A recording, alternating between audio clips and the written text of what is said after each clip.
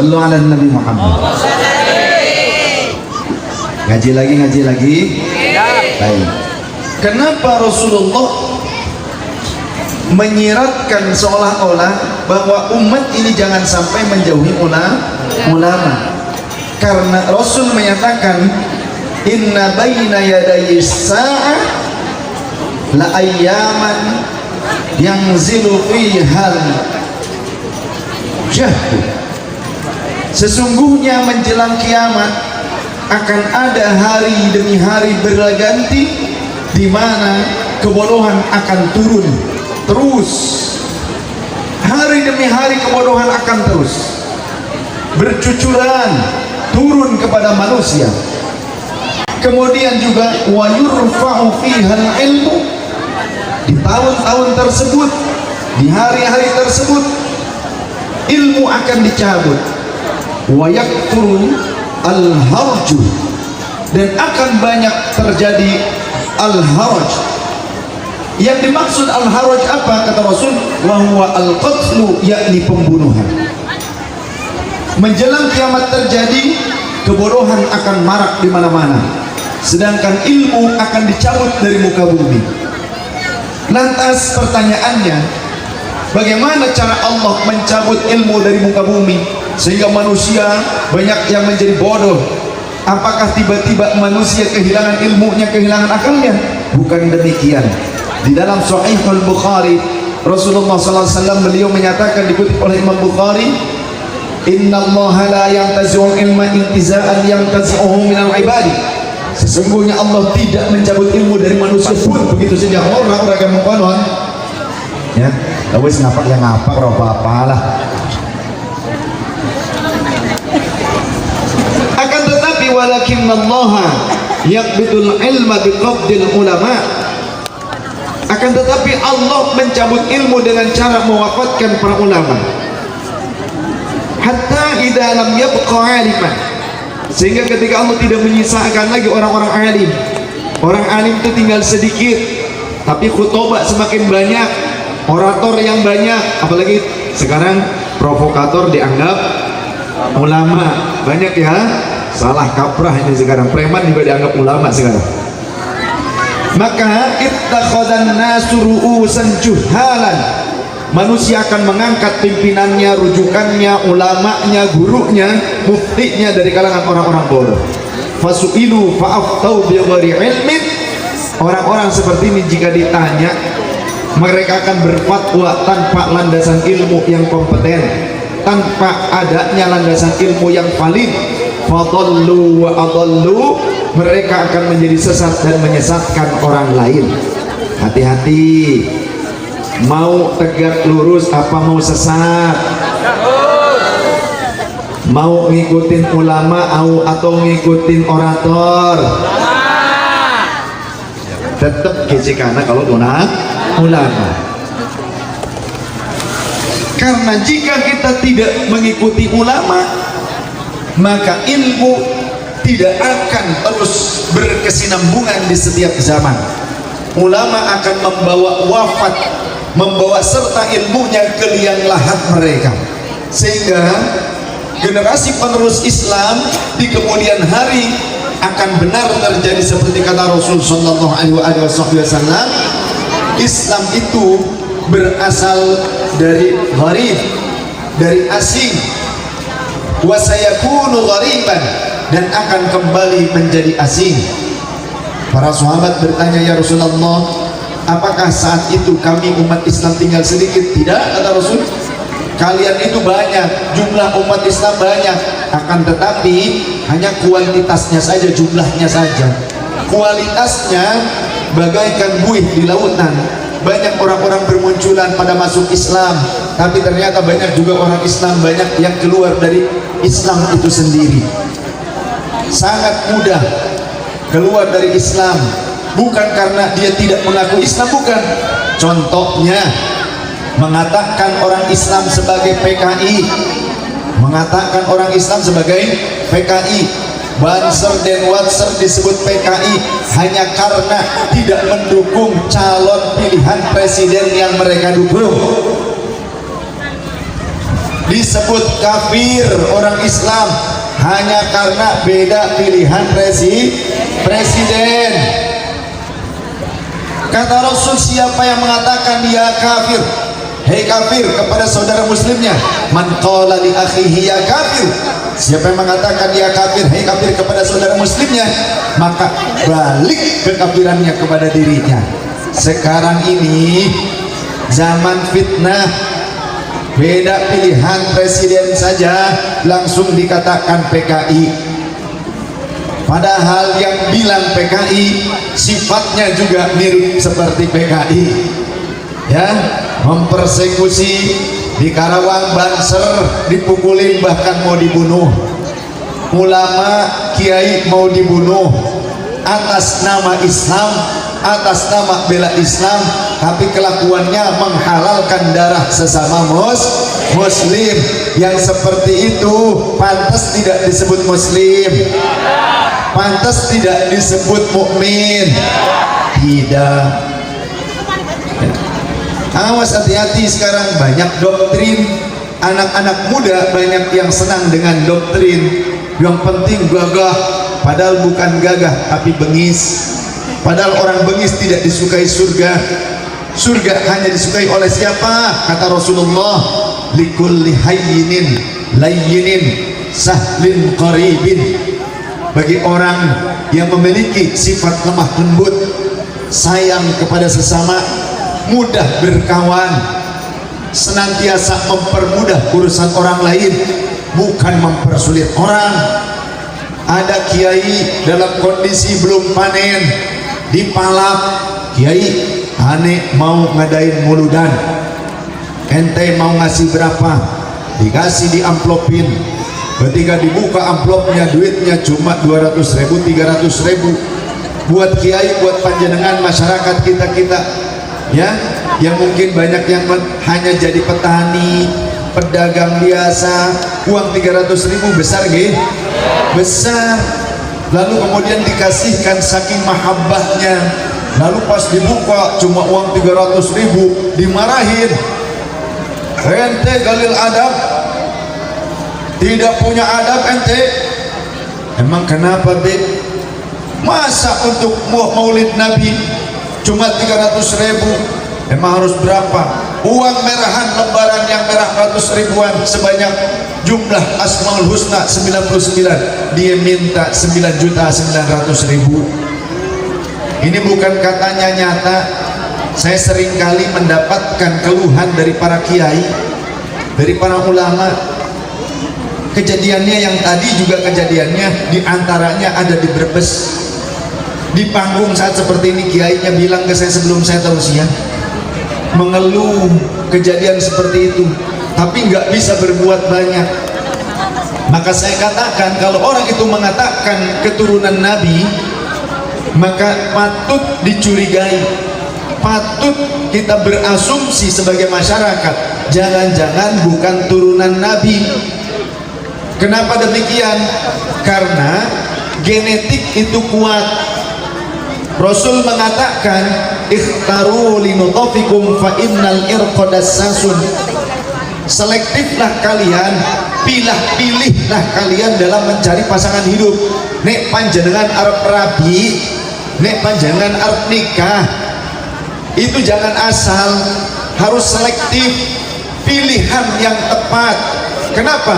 Fa innal irqadassasun, karena keringat itu meresap. Maksudnya apa? Genetik itu bisa turun, kuat, karakter itu bisa nurun. Kalau karakter Rasul yang indah, akhlaknya nurun, pasti akhlaknya juga baik. Kalau ada orang ngaku turunan Rasul tapi akhlaknya bahkan jauh panggang dari api, bahkan menyelisihi syariatnya sang Nabi, jangan-jangan cuma ngaku-ngaku saja. Kita kan tidak tahu dia mengklaim sebagai turunan Rasul, yaitu hak dia, tapi kita juga punya hak untuk bertanya-tanya, dan kita punya hak meyakini atau tidak. Tidak akan merubah keimanan kita. Yang merubah keimanan itu begini, ya, secara mutlak begini: Kalau kita memutlakkan menyatakan tidak ada lagi keturunan Rasulullah SAW sekarang, nah itu berpengaruh pada akidah. Tapi kalau ada seseorang personal, si bulan ngaku sebagai turunan Nabi, kita mau percaya mau enggak, tidak merubah keimanan kita, tidak membatalkan keimanan. Awas, hati-hati, ini seringkali dibuat doktrin. Ente nggak percaya kepada aneh sebagai keturunan Rasul, ente berarti kafir nanti. Bohong, itu doktrin. Doktrin untuk apa? Untuk memperbudak umat, memperbudak masyarakat. Ujung-ujungnya duit, ada uang, ada fulus, semua fulus. Tak ada fulus, dia mampus.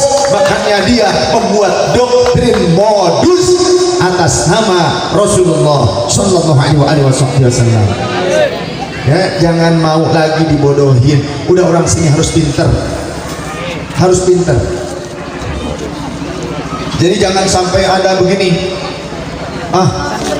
turunan Nabi mah nggak apa-apa, maling juga, ngambil harta tetangga, harta masyarakat, kemudian ketahuan, aduh itu Habib ya, aduh bingung. Tangkap, proses hukum.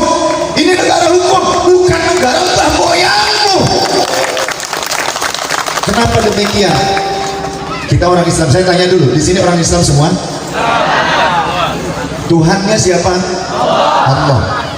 Rasulnya siapa? Nabi Muhammad SAW. Iman kepada Al-Quran, iman kepada hadis Rasul. Baik, saya tidak mau mengada-ngada, kita ilmiah saja, ilmiah, syariat. Saya nggak mau jenengan saya doktrin, saya nih Buya Rasul, saya ini sayyid, saya ini syarif, gitu kan?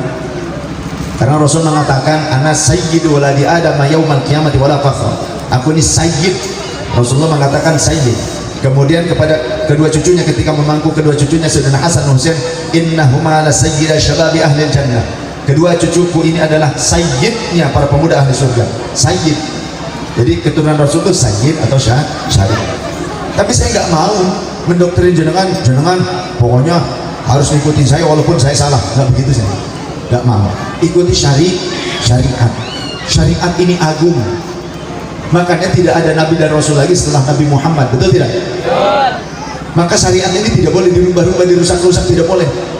Allah sudah menjelaskan, al-yawma akmaltu lakum dinakum wa atmamtu alaikum ni'mati wa raditu lakumul islama dinan. Ini kitab Riyadhus Shalihin, kitab hadis-hadis pilihan yang dikumpulkan oleh Imam An-Nawawi radhiyallahu anhu qaddasallahu sirrah. Ada keterangan di dalam kitab Riyadhus Shalihin.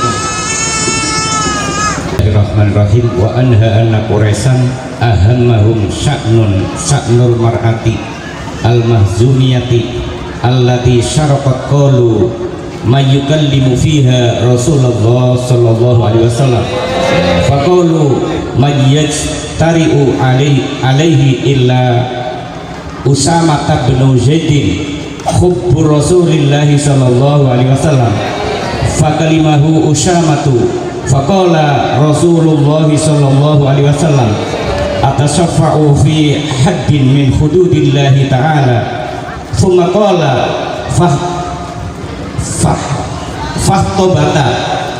fahtatoba thumma qala innama ahlaka min qablikum annahum kanu idza syaraqa fihim asy-syarifu tarakuhu wa idza syaraqa fihim ad-dha'ifu aqamu alaihi al-hadda wa imullah law anna Fatimata binta Muhammadin syaraqat laqata'tu yadaha atau kama qala Rasulullah sallallahu alaihi wasallam.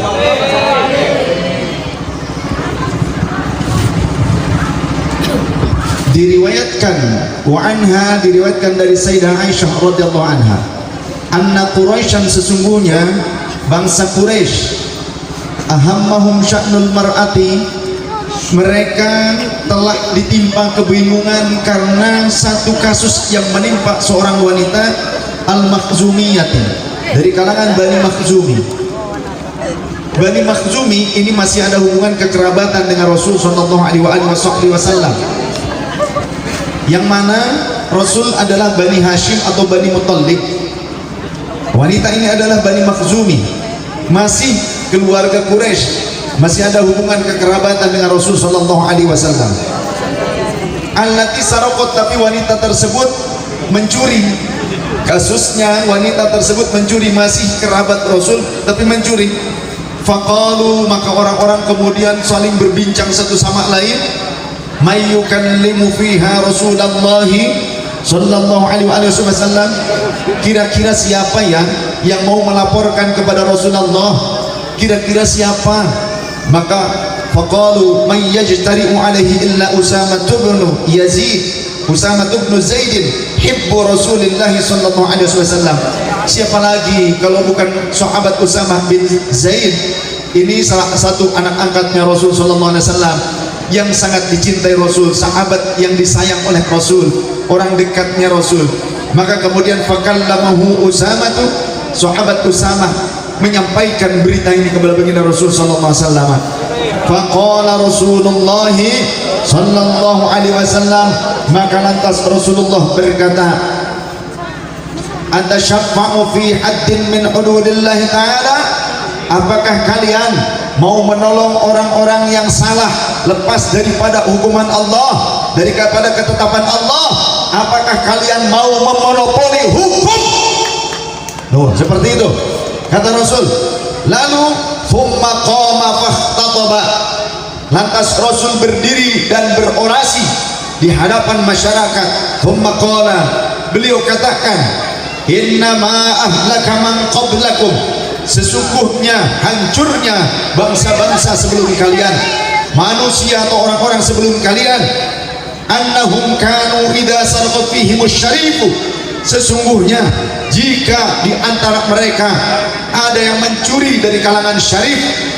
Syarif makanya keluarga kami kalau di Cirebon disebutnya syarif, orang Cirebon manggilnya Ayib ya, kalau di Cirebon manggilnya. Kalau ada seorang syarif yang mencuri, seolah-olah turunan para nabi, turunan para rasul, orang-orang mulia dari keluarga yang memiliki nasab yang mulia, kalau ada yang mencuri, bangsa-bangsa terdahulu tarokuhu, mereka akan melepaskannya. Akan tetapi wa idza sarqa fihim ad-dhaifu, kalau orang yang biasa, masyarakat biasa, orang-orang lemah, bukan orang mulia yang mencurinya, maka aqamu alaihi al-hadda, mereka akan menegakkan hukum dengan seketat-ketatnya, dengan setegas-tegasnya. Wa aimullahi, kata Rasul, demi Allah, lau anna Fatimah binta Muhammadin sallallahu alaihi wasallam sarqat, andaikan putriku sendiri yang bernama Fatimah binta Muhammad mencuri, laqattu yadaha, maka aku yang akan memotong tangannya, tidak orang lain. Aku yang akan menegakkan hukum dengan seadil-adilnya. Inilah ajaran Rasul sallallahu alaihi wasallam, tidak timpang pilih, urusan hukum tetap berjalan. Siapapun yang hidup di Indonesia, dia adalah warga Indonesia, mau Mancuk, mau turunan Arab, mau turunan Eropa, mau turunan Sunda, mau turunan Jawa, siapapun, mau turunan raja, mau turunan Rasul sekalipun, dia tetap warga Indonesia. Hukum tetap hukum, tidak boleh diacak-acak. Betul? Ini hadisnya muttafaqun alaih, disepakati kesahihannya oleh Imam Bukhari dan Imam Muslim. Saya mau tanya, barangkali di sini ada Habib, ada Habib yang hadir, ada tidak? Ada tidak hadir yang Habib? Barangkali ada yang hadir. Nggak ada. Oh, gak, sayang banget. Jadi nggak tahu dong ilmunya. Harusnya Habib itu senang ngaji, ya. Jangan cuma senangnya itu. Nah, muhibbinnya banyak. Nah, sekarang jenengan sebagai muhibbin masih tetap senang doktrin apa senang dengan ilmu? Mau syariat apa mau janji palsu? Apa itu janji palsu? Obral janji syafaat, kemudian mengintimidasi, menakut-nakuti dengan kualat, ya, atau jualan berkat. Nggak bisa begitu. Ini hukum syariat kita, ini orang Islam. tuntunan kita sudah jelas, kitabullah, Al-Quran. Nah ini juga ada Al-Quran nih ya, bukan Al-Quran saya nih, ini dari sini, nggak tahu dari mana ini, dari masjid kayaknya, dari musola ya. Kita coba pelajari dari Al-Quran bagaimana tentang hukum berlaku untuk keluarga Rasul Sallallahu Alaihi Wasallam. Karena banyak orang yang begini memperbudak umat ini pakai dalilnya Quran,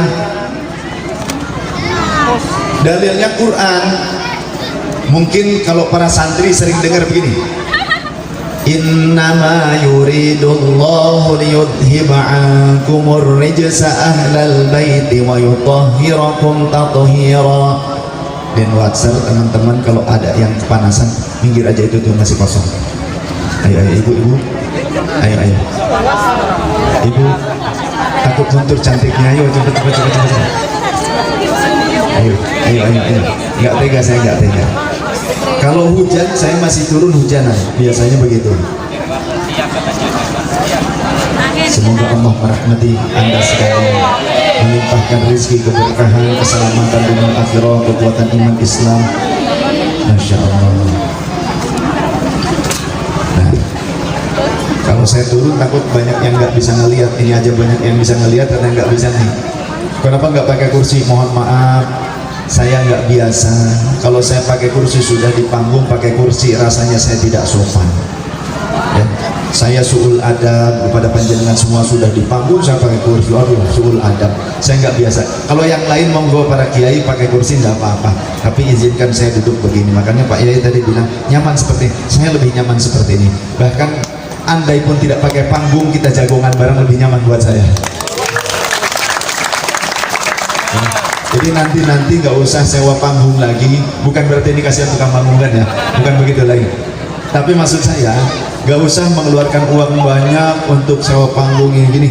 Buat saya yang penting, siapkan sound system yang enak, yang bagus seperti ini, dan kita ngaji bareng. Betul tidak? Nah, ngaji, yang penting ngaji.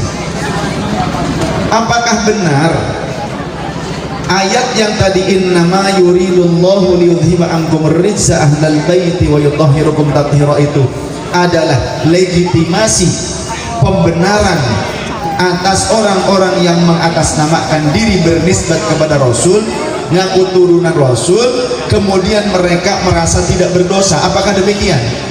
Apakah turunan Rasul itu boleh melakukan kemaksiatan karena ada ayat itu? Apakah turunan Rasul tidak berdosa jika ngambil hak orang lain karena ada ayat itu? Apakah ayat itu penegasan bahwa turunan Rasul boleh berzina? Apakah karena ayat itu adanya pembolehan, pembenaran turunan Rasul atau orang yang ngaku turunan Rasul boleh ngembat bini orang? Apakah adanya ayat tersebut adalah pembenaran bahwa kalau ngaku turunan Rasul boleh dicipin gadis orang? Apakah adanya ayat tersebut sebagai pembenaran bahwa turunan Rasul tidak pakai syariat pun tetap selamat? Ternyata itu potongan ayat dalam surah Al-Ahzab ayat 33. Sebetulnya ini potongan akhir. Yang sempurnanya adalah qori kita yang akan membacakannya.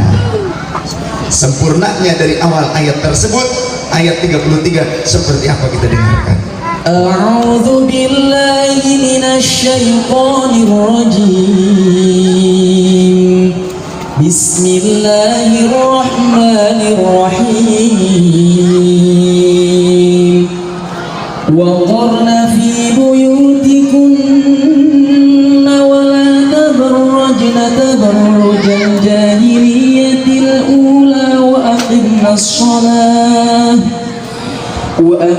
as-salata wa atina az-zakata wa ati'na Allah wa rasulahu innama yuridu Allahu liyudhiba ankumur rijsa ahlal baiti wa yutahhirakum وطهركم تطهيرا.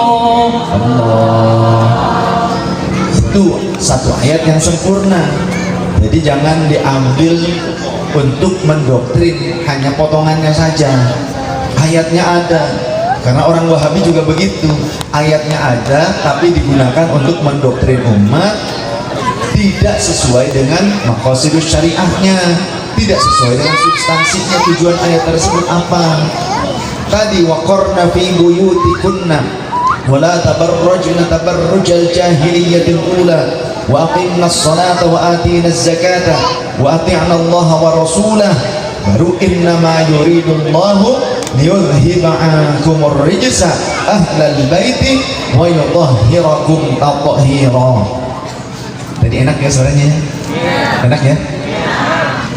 Siapa tuh yang baca? Yang baca tahu kan? Nggak tahu. Sungguh terwelu. Kau tidak tahu siapa dia.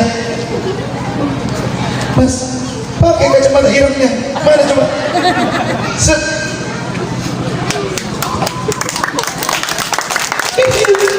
Nah, ya, nggak kenal juga. Bagusan pakai kacamata apa bagusan dilepas? Lepas mas. Sila ele jadi mas. Aduh, kayak apa sih?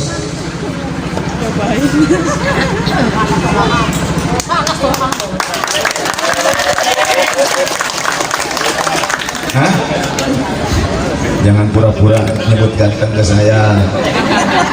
Ya, betulan ganteng apa pura-pura? Yakin?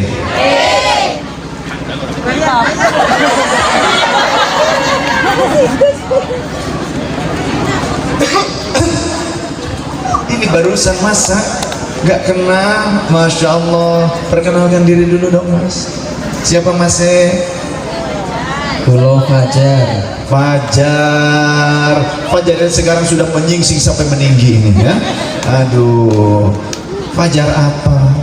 Fajar Ahbabur Rasul. Oh, Fajar Ahbabur Rasul. Saking pun di asli nih Kang Mas. Aslinya Gantungan Jatinegara. Oh, Jatinegara, masya Allah. Jadi beliau ini adalah finalis syair Ramadan di Global TV. Jadi uang dewek ya. Dulu sering ngisi juga di TV One, suka ikut menyemarakan di Damai Indonesiaku dan dengan teman-teman Ahbab Rasul lainnya. Tapi saat COVID sudah tidak ada lagi job untuk mereka karena mereka berganti job menjadi virus corona. Wallahu wa rasul alam bimurdi wa ma'nahu wa qarna fi buyutikunna. Perintah ini tujuannya khitabnya kepada muannats wa qarna. Artinya perintahnya kepada wanita. Wa qarna, dan berdiam dirilah kalian wahai wanita fi buyutikunna, di rumah-rumah kalian. Ternyata ini khitabnya nanti ketahuan ya. Siapa yang dimaksud nanti dari ayat sebelumnya. Wa qarna fi buyutikunna, dan berdiam dirilah kalian di rumah-rumah kalian. Wahai, belum, di sini belum ada wahainya. Wa qarna fi buyutikunna wa la tabarrajna tabarrujal jahiliyatil ula, dan jangan kalian bersikap seperti sikap kaum wanita, berpakaian seperti kaum wanita jahiliyah. Maksudnya begitu ya, sikapnya seperti sikap kaum jahiliyah, pakaiannya seperti pakaian wanita jahiliyah. Wa aqimnas sholata, dan wahai wanita tegakkanlah sholat oleh kalian. Wa atinaz zakata, dan tunaikanlah zakat oleh kalian wahai kaum wanita. Wa ati'na Allah wa rasulah, dan taatlah kalian kepada Allah dan Rasulnya. Taat berarti kudu ngikutin syariat Allah dan Rasulnya. Lanjutannya barulah innama yuridullahu, sesungguhnya Allah berkehendak liyudhiba ankumur rijsa ahlal baiti, untuk menghilangkan kotoran-kotoran dosa dari diri kalian wahai ahlul bait Nabi, wahai keluarga Nabi. wa yutahhirakum tathira, dan Allah berkehendak untuk menyucikan kalian sesuci-sucinya. Dengan apa? Landasannya adalah taat dan bersikap sesuai dengan syariat. Ini belum sempurna karena huruf pertamanya waqarna, huruf apa? Waw. Huruf waw adalah harfu atfin, tergantung maktuf alaihnya.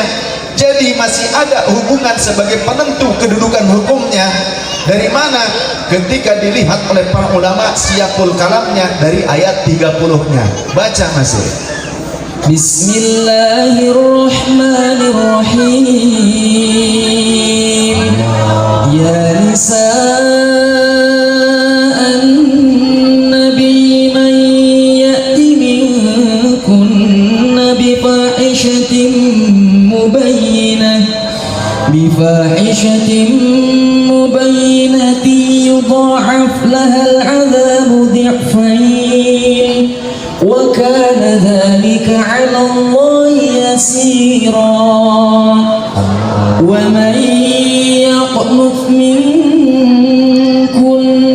lillahi wa rasulihi wa ta'mal salihan nu'tiha ajraha marratayn wa a'tadna laha rizqan karima. Ya nisa'an nabi lastunna ka ahadin minan nisa'i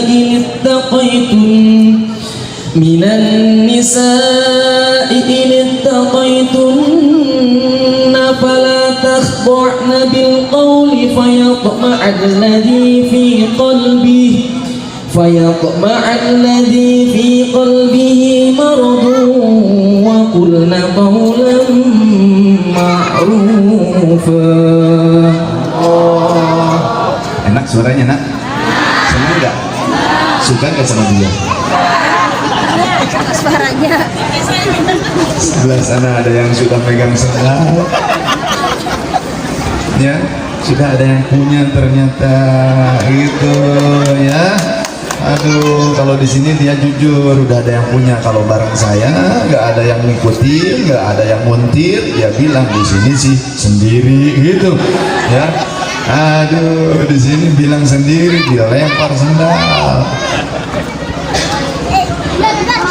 Wallahu wa rasuluhu a'lam bi murdi wa makna.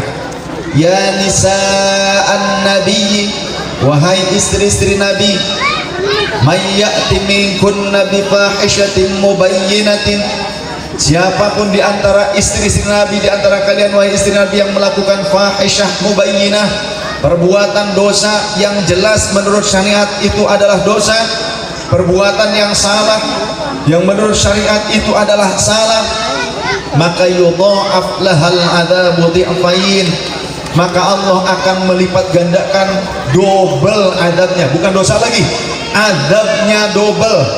Istri Nabi, apalagi cuma orang zaman sekarang yang ngaku turunan Nabi, jauh mendamendi dengan zaman Nabi. Istri Nabi bisa gak memeluk Nabi? Bisa tidak? Istri Nabi bisa gak melayani Nabi? Bisa tidak? Istri Nabi boleh tidak melihat aurat Nabi? Boleh tidak? Turunan sekarang boleh gak? Ya, bisa gak turunan sekarang memeluk Nabi? Nggak bisa. Turunan Nabi yang sekarang atau orang aku turunan Nabi yang sekarang bikinin makanan buat Nabi sudah bisa apa? Tidak. Tidak bisa. Jadi istri Nabi yang sebegitu sayang dan disayang Nabi, dibela oleh Nabi, tetap diancam oleh Allah. Ini namanya ayat tarhib, ayat ancaman. Tarhib, ya, ancaman. Istri Nabi saja diancam, padahal Allah yang memerintahkan Nabi untuk menikahi mereka, tapi tetap saja diancam meskipun hidup serumah dengan Nabi, sezaman dengan Nabi, dicintai oleh Nabi, diancam jika menyelisihi syariat, double adabnya. Bukan dosa lagi, ya, yudha'af lahal adabu dhi'fain. Kalimatnya jelas sharih. Adab bukan dosa, bukan ithmun, tapi adab. Nah, kemudian ayat berikutnya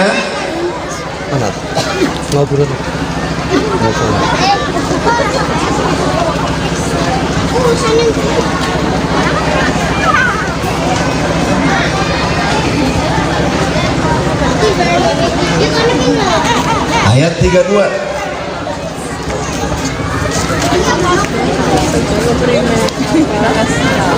Baca maksudnya.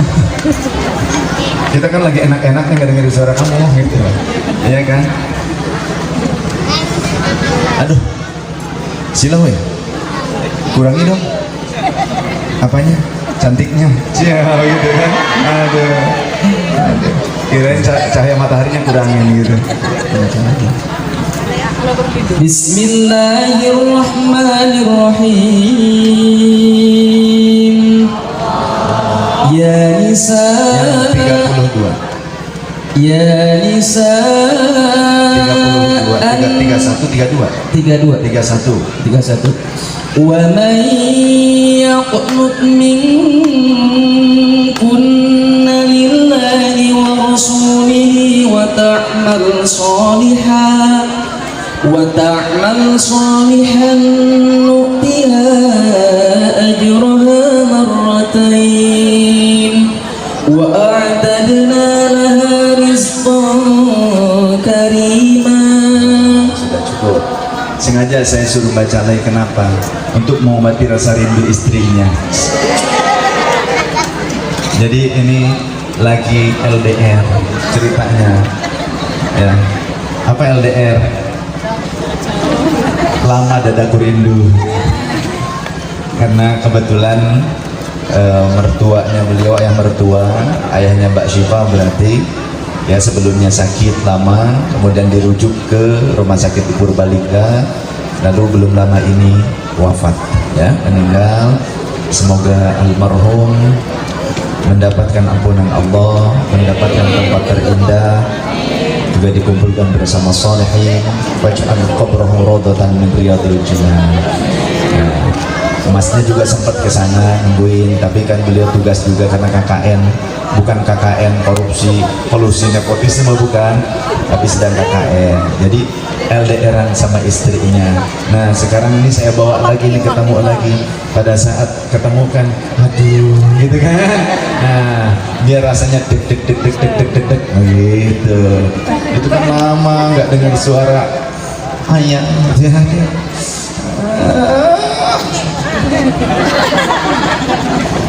Masya Allah, alhamdulillah.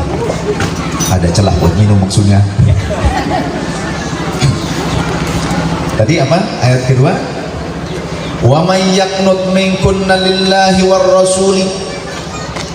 Dan siapa di antara kalian wahai istri si Rasul yang tetap taat kepada Allah dan Rasulnya, wa ta'mal sholihan, dan mengamalkan amal soleh, nu'tiha ajroha marrataini, maka Allah akan memberikan pahalanya double, 2 kali lipat.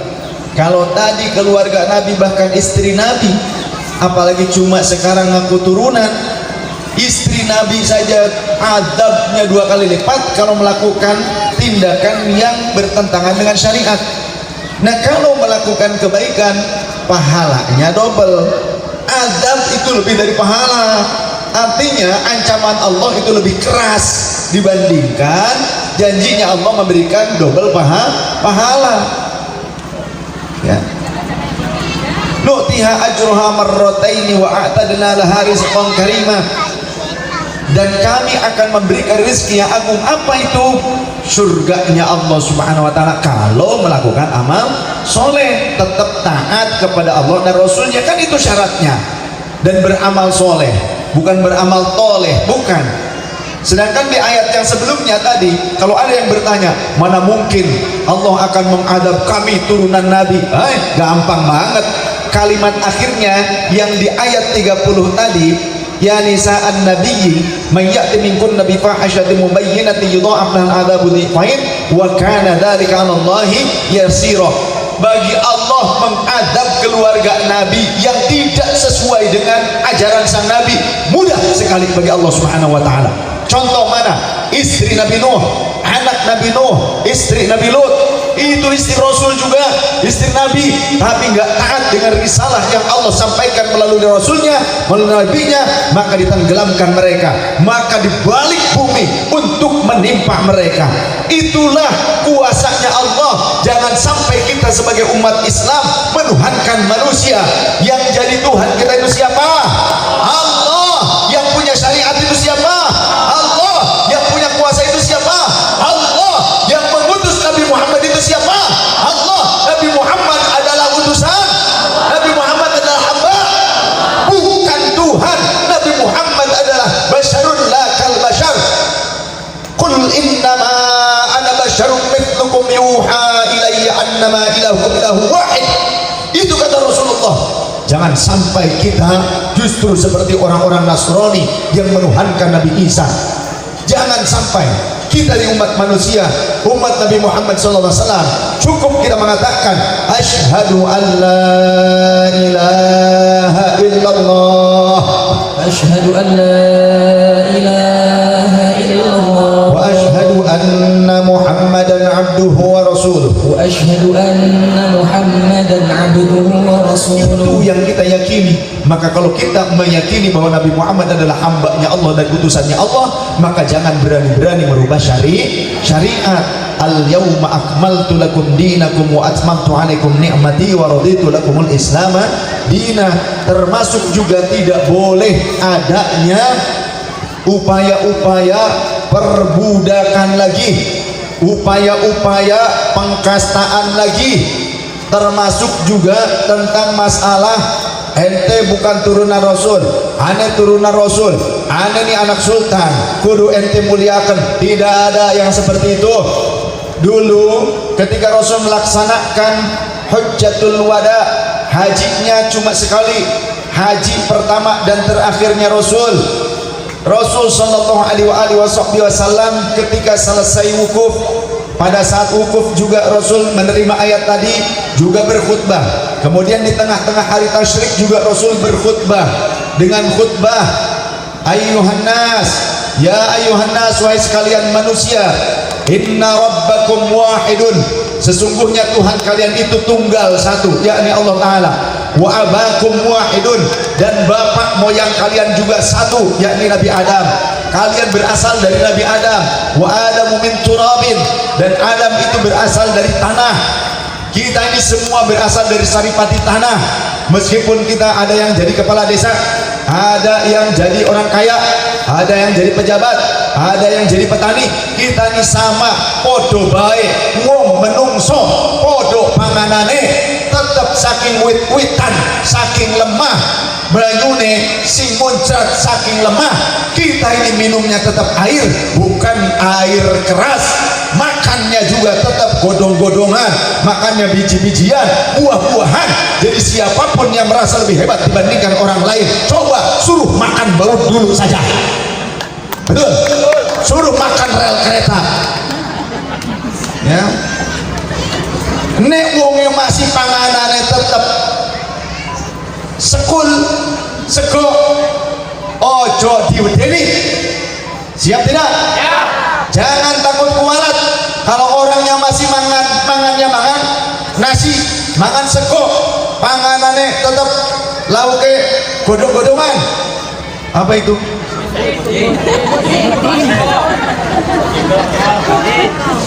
Ada jengkol, godong singkong, ya, terus apa nih? Pete, terus sawi, kangkung, podo karo panjenengan nggih. Sami. Jadi tidak usah takut. Sira panganane podo karo nyong. Jadi jangan sok-sokan paling mulia. Kalau memang kamu merasa paling mulia, tunjukkan akhlakmu, akhlak yang mulia. Betul tidak?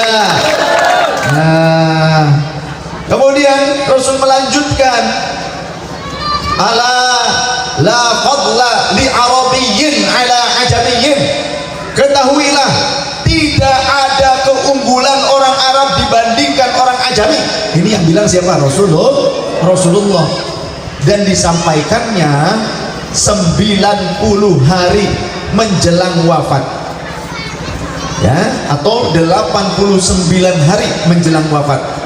Karena ayat al-yauma akmaltu lakum dinakum itu turun ketika Rasul sedang wukuf di Arafah, itu 91 hari sebelum Rasulullah wafat. Tapi khutbah yang tadi adalah 89 hari menuju hari wafatnya Rasul. Artinya ini di masa-masa akhir, dan setelah Allah menurunkan ayat bahwa telah kusempurnakan syariat ini dan kuridhoi Islam sebagai agama yang Allah ridhoi. Berarti tidak ada lagi perubahan, termasuk khutbahnya Rasul pada saat di tengah-tengah hari tasyrik, yakni berarti tanggal 89 sebelum wafat, bukan tanggal 89 hari lagi menjelang wafatnya Rasulullah sallallahu alaihi wasallam. Rasul mengatakan yang tadi, ala la fadla li arabiyyin ala ajamiyyin. Ketahuilah, memakai penegasan, ala, ketahuilah bahwa tidak ada keunggulan yang berbeda, yang membedakan antara Arab dibandingkan dengan non Arab. Wala li ajamiyyin ala arabiyyin, begitu pula tidak ada keunggulan orang ajami dibandingkan dengan orang Arab. Wala li ahmara ala aswada, tidak ada yang merasa unggul, tidak boleh ada yang merasa lebih unggul yang memiliki kulit merah. Yang berkulit merah putih langsang tidak berarti lebih unggul dibandingkan yang kulitnya hitam.